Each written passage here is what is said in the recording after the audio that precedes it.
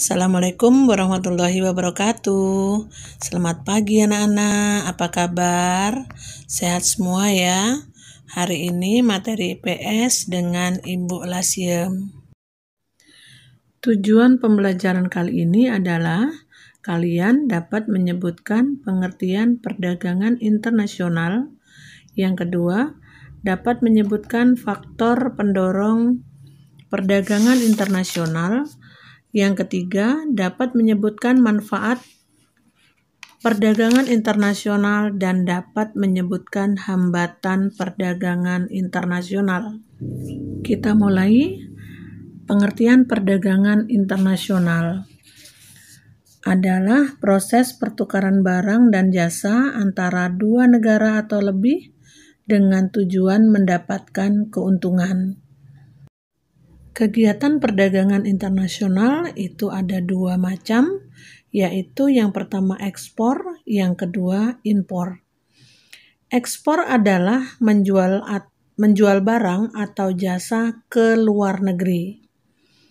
Yang kedua impor adalah membeli barang atau jasa ke dalam negeri. Kita lanjutkan.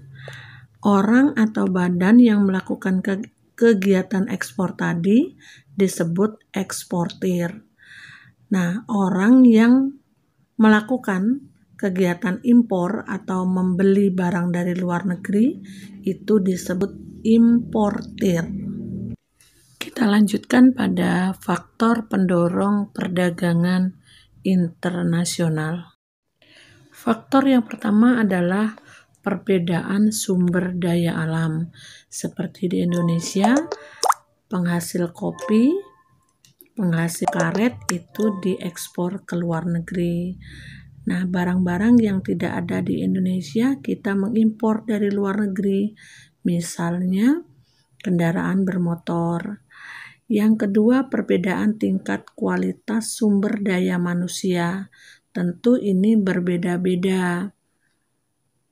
Yang ketiga, perbedaan ilmu pengetahuan dan teknologi, karena kemajuan suatu negara itu berbeda-beda.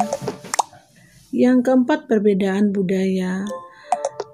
Oleh karena itu, budaya yang masuk di suatu negara itu bisa terjadi karena adanya perdagangan internasional.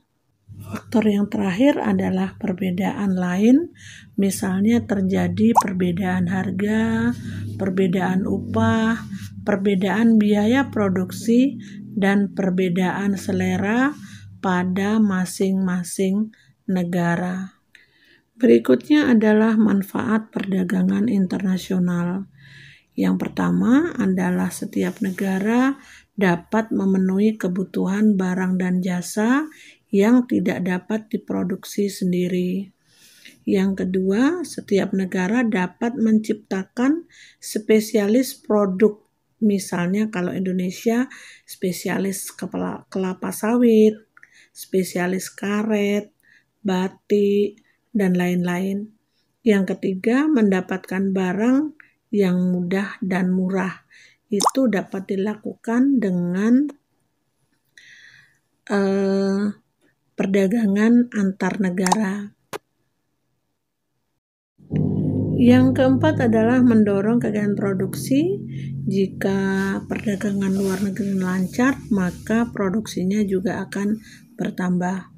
Yang kelima, meningkatkan persahabatan antar negara. Manfaat perdagangan internasional berikutnya adalah membuka lapangan kerja baru. Begitu banyaknya sektor yang harus ditangani oleh tenaga kerja. Yang ketujuh, pemerintah dapat meningkatkan devisa negara. Yang kedelapan, meningkatkan kegiatan yang menggunakan iptek. Yang kesembilan, mendorong pertumbuhan suatu negara.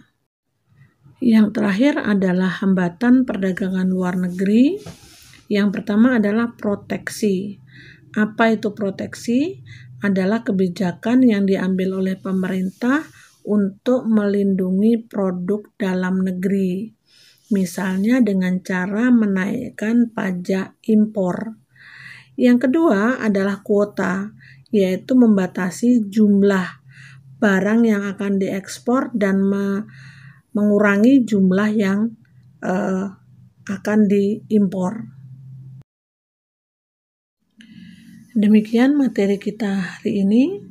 Buatlah catatan yang indah agar saat kalian ingin membaca ulang atau disuruh mengumpul sudah punya catatan. Amati dan pelajari dari awal materi ini agar nanti bisa mengisi form di absen. Semoga bermanfaat. Jika di catatan membutuhkan contoh, maka carilah contoh yang dibutuhkan dalam materi tadi. Semoga sehat semua, sukses di masa depan, tetap stay di rumah karena kasus COVID semakin meningkat di Waikanan. Wassalamualaikum warahmatullahi wabarakatuh.